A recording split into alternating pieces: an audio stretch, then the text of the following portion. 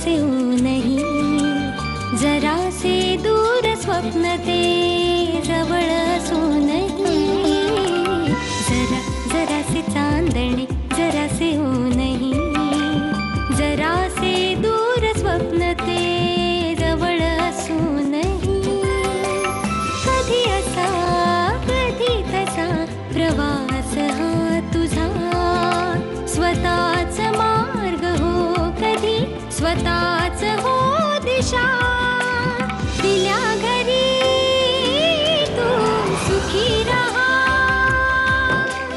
दिल्या घरी तू सुखी रहा, सुखी रहा. वृंदाताई वृंदाताई वृंदाताई, का ओरडतोयस केदार? अभ्यास करते ना मी, डिस्टर्ब होते मला. चल जा. अगं सॉरी सॉरी, पण ऐक ना, जरा बाहेर चल. बाहेर फुलटूर राडा झालाय. अरे ही काय भाषा वापरतोयस? फुलटू राडा झालाय वगैरे? कुठून शिकून येतोस रे हे शब्द? अगं म्हणजे भांडण झालंय. कोणाचं भांडण झालंय आता? आणि तू कशाला पडतोयस त्याच्यात? अगं ती चिटकी नाही ना, म्हणजे कांता काकू आहे ना, कांता काकू आणि हरीश दादाचं. अरे का? हरीश दादाने मस्त धुतलं असणार त्याला. केदार भाषा सांभाळा, नाही तर खरंच मारीन तुला. अगं म्हणजे हरीश दादाने त्या मांत्रिकाला मस्त फोडलं असणार. कोण मांत्रिक? काय बोलतोय? जरा नीट सांगशील का? अगं तुला माहिती आहे का?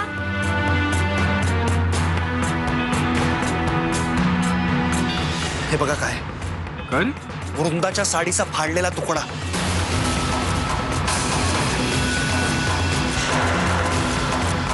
तुम्हाला गाफील ठेवून खूप मोठा कारस्थान रचण्यात येते काका.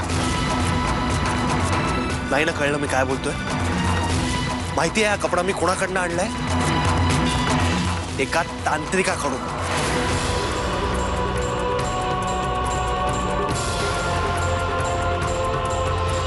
मी कशाला देऊ? वृंदाचं आणि प्रसादचं लग्न मोडायला. ते काय बोलतोयस तू? तंत्रमंत्र करणार होता ना तो या कपड्यावरती.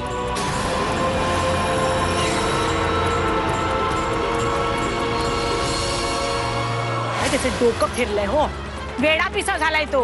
वृंदाचं माझ्या प्रसाद बरोबर लग्न ठरलंय ना, म्हणून म्हणून वेडा पिसा झालाय. अहो काय बोलताय तुम्ही? का खोटं बोलते मी? आहे हिम्मत तुझ्यात? या सगळ्या लोकांसमोर कबूल कर की तुला वृंदा आवडते म्हणून. आवडते की नाही?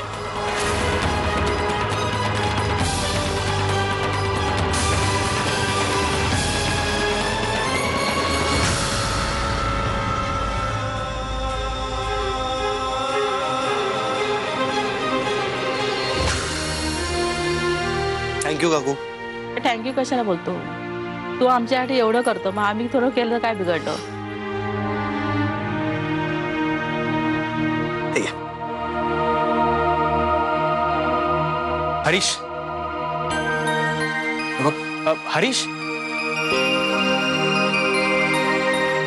हे बघ आई जे काय बोल, माझं म्हणणं ऐकून तर घेशील? एक मिनिट प्रसाद.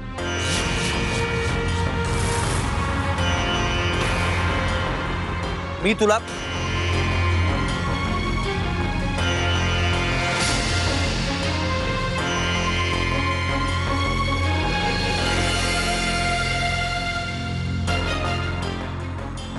काय झालं हरीश?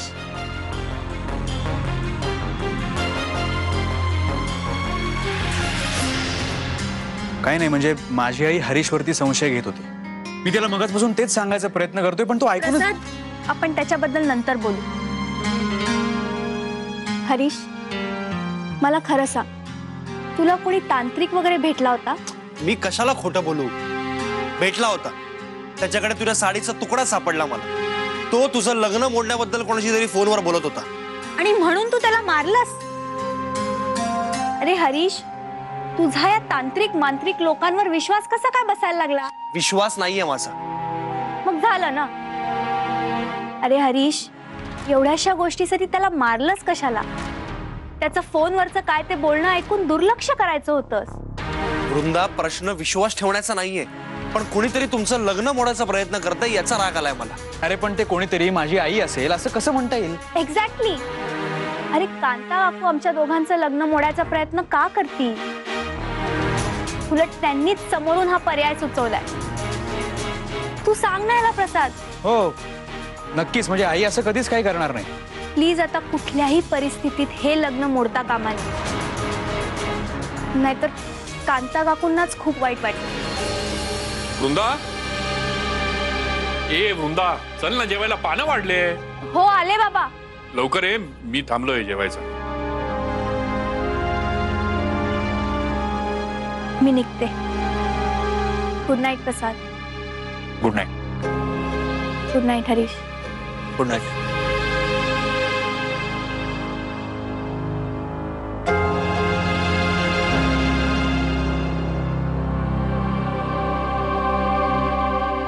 एक मिनिट प्रसाद, मला तुझ्याकडनं एक प्रॉमिस हवंय.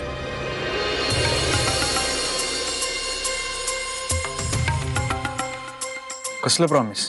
पुढच्या 24 तासात जरी दुनिया इकडची तिकडे झाली तरीही तू वृंदाशी लग्न करशील. हे प्रॉमिस हवे तुला. ते तर लग्न आमचं उद्या होणारच आहे. तू कशाला एवढं टेन्शन घेतोयस? एवढं लाईटली घेऊ नकोस प्रसाद. तुमच्या मागे काय काय गोष्टी चालल्या त्याची कल्पना तुला नाहीये. अर्थात त्या निस्तरायला मी समर्थ आहे, पण जर तू तुझं प्रॉमिस तोडलंस तर तुझ्या तंगड्या तोडून हातात देईन.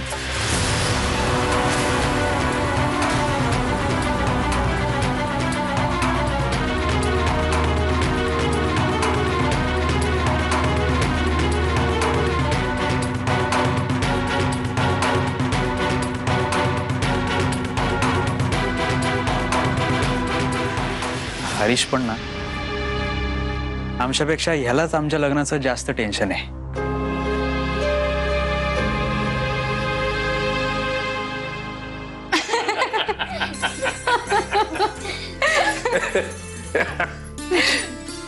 खरंच किती पटापट दिवस गेले ना. आजची रात्र संपली की उद्या लग्नाचा दिवस उजाडेल. मंगलाष्टक होतील, सप्तपदी होईल आणि वृंदा माप ओलांडून प्रसादच्या घरी जाईल. हो ना, सुदैवानं आपल्या घरातली लग्नाची धामधूम संपली सुद्धा असेल.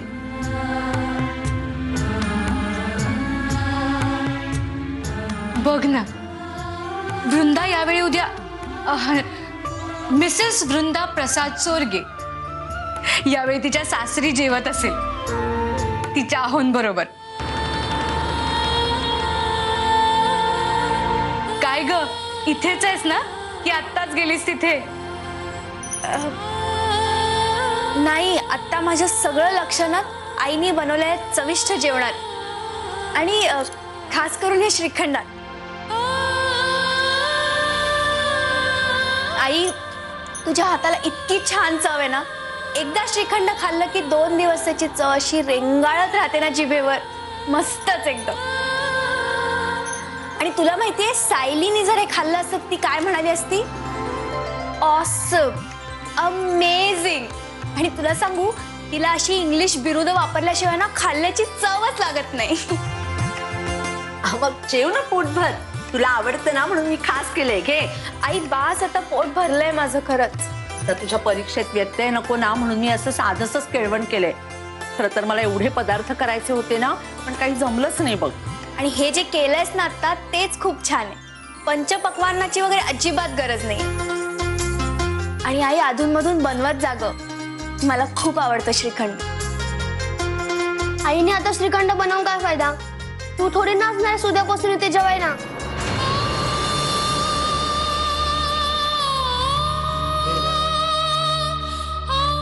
अरे म्हणून काय झालं? आपण एक काम करू, आईने श्रीखंड बनवलं ना की तू लपून छपून मला डबा द्यायला येत जा मायनसच्या घरी. कशी वाटली आयडिया? एकदम सॉलिड आयडिया. आईने श्रीखंड केलं ना की मी तुझ्या घरी येतो डब्बा द्यायला. मी आलो की मी तुला एक खूण करतो. मग तो गुपचूप बाहेर आहे. खूण? कसली खूण? मी शिटी वाजवतो, मग तू बाहेर आहे. हे मस्त आहे. शिटी वाजवल्यावर कांता काकू बाहेर आल्या ना तर कडी लावून बरोबर आतमध्ये येशील. ए हो, असं झालं तर तू काय करशील मग? मी नाही घाबरत. कळलं काय? आणि चेटकीला तर नाहीच नाही. काय बोलतोस का? तिला राग येईल यार तिची ए, सून. मला काही राग वगैरे येणार नाही. तुमच्या दोघांचं भांडण आहे, तुम्हाला काय करायचं ते करा. ए, मी भांडत नाही. कळलं ना, तिला राग आलाय. मी तुला राग आलाय.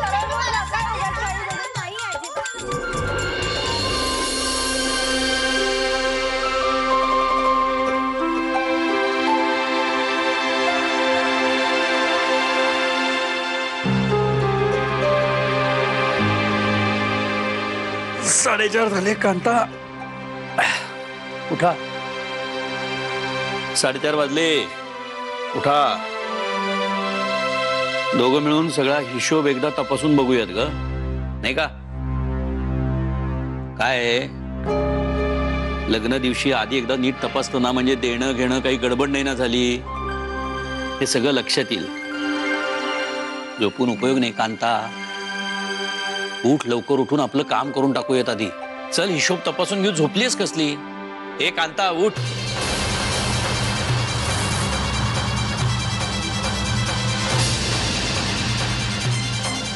कांता, कांता, कांता.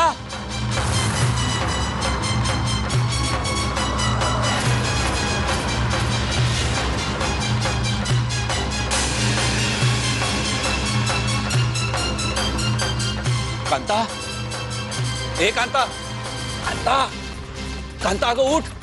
कांता, कांता, अगं उठ. असं काय करतेस ग कांता? बाबा काय झालं? अगं प्राची, बघ ना, कांता उठतच नाहीये. उठव बरं तिला. हाक मार तू. आई, ए कांता, कांता, काय झालं? आई उठ ना. कांता, दे बघ, प्राची हाक मारते. आई. प्राची, तू प्रसादला उठव आणि बोलून आण. जा लवकर, जा. कांता, ए कांता, कांता, अगं असं काय करतेस? उठ कांता. दादा बघ ना काय झालं आईला. बाबा, आई, काय झालं आईला? अरे बघ ना, ती काही बोलतच नाहीये, उठतही नाहीये. झोपेत बहुतेक. आई, आई ग.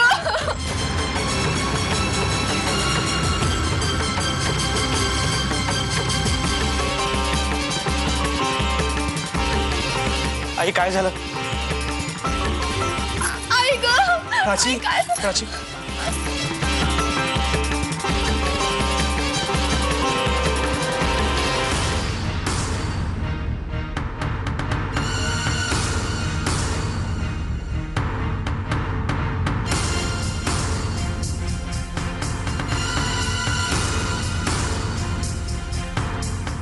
तिचा श्वास चालू आहे. म्हणजे बेशुद्ध पडली. मला वाटतं आपण लगेच डॉक्टरांना फोन करू किंवा हिला लगेच हॉस्पिटलमध्ये घेऊन जाऊ. हो हो हो, तू तू तू डॉक्टरांना फोन कर आणि बोलवून घे. मी ॲम्ब्युलन्स बोलवतो. बरं, तू आईपाशी थांब जरा. चल. आई ग. आई काय झालं ग तुला?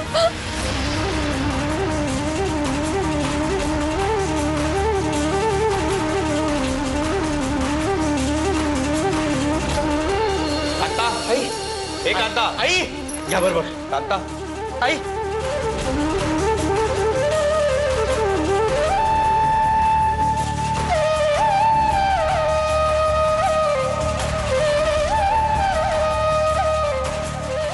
सावकाश, सावकाश. आई. कांता, आई. काय होतंय काय माहित. तिकडे तुझ्या लग्नाचा मांडव सजलाय आणि कांताला बरं नाही वाटलं तर. दिल्या घरी तू सुखी रहा, दिल्या घरी तू सुखी रहा.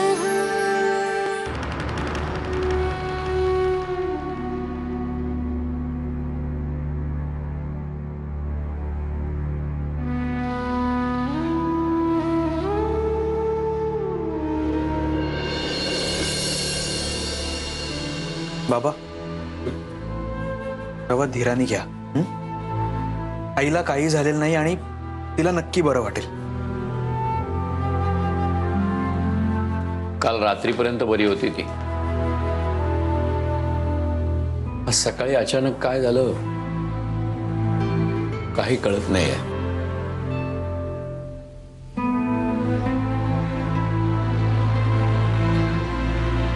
अहो, लग्नाच्या तयारीत तिची खूप धावपळ झाली आहे आणि म्हणून तिला हे सगळं झालंय. मला चांगलं माहिती आहे.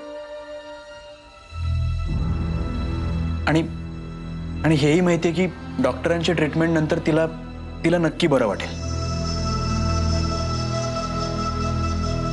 काय होतंय काय माहित. तिकडे तुझ्या लग्नाचा मांडव सजलाय. आता पाहुणे यायला सुरुवात होईल आणि कांताला बरं नाही वाटलं तर. हे बघा बाबा, आता बाकी सगळ्याचा विचार करण्यापेक्षा ना आपण पहिल्यांदा आईच्या तब्येतीचा विचार करू.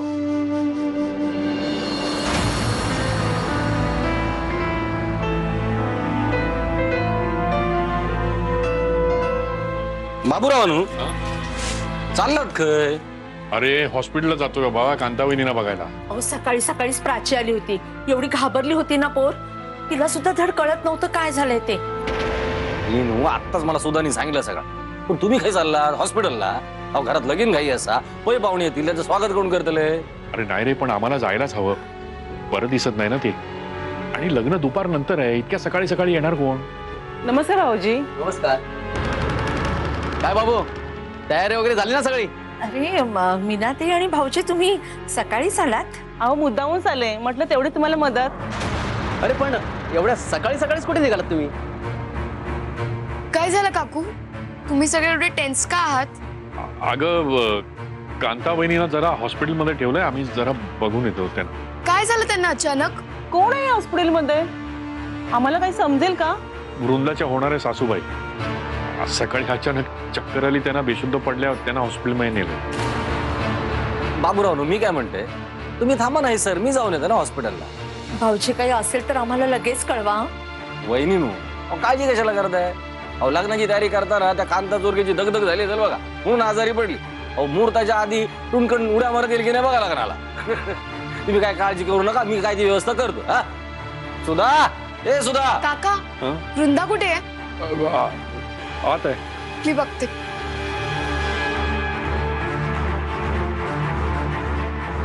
अरे तुम्ही उभे का, या ना, या या.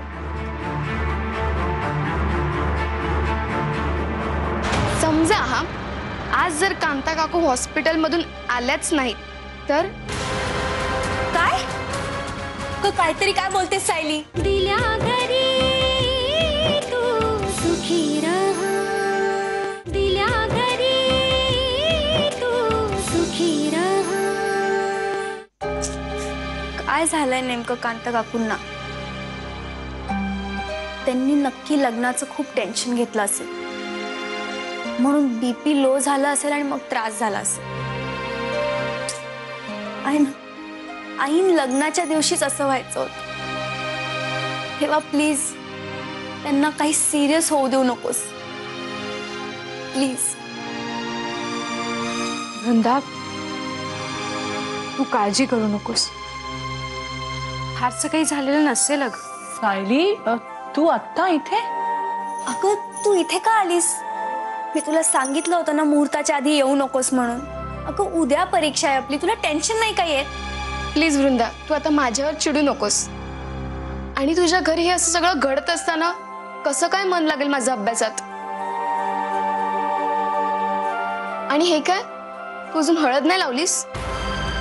खरं तर मी तुझ्या हळदीच्याच कार्यक्रमासाठी आले होते.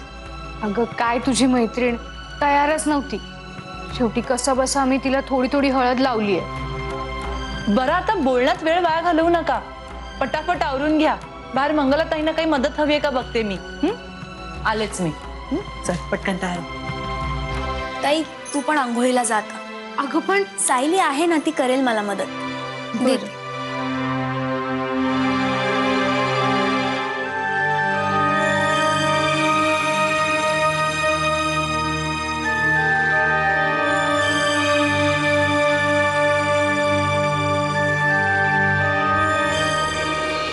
सायली, मी तुला सांगायचीच विसरले, तो 10th चॅप्टर मधला जो 7th प्रॉब्लेम आहे ना, तो आपण चुकीच्या मेथडनी सॉल्व्ह करत होतो. अगं मी एकदम सिंपल फॉर्म्युला वापरला त्याला आणि पटकन उत्तर आलं माहितीये. अगं काय हे वृंदा, आज तुझं लग्न आहे आणि हे काय 10 चॅप्टर 7 सम घेऊन बसलीयस?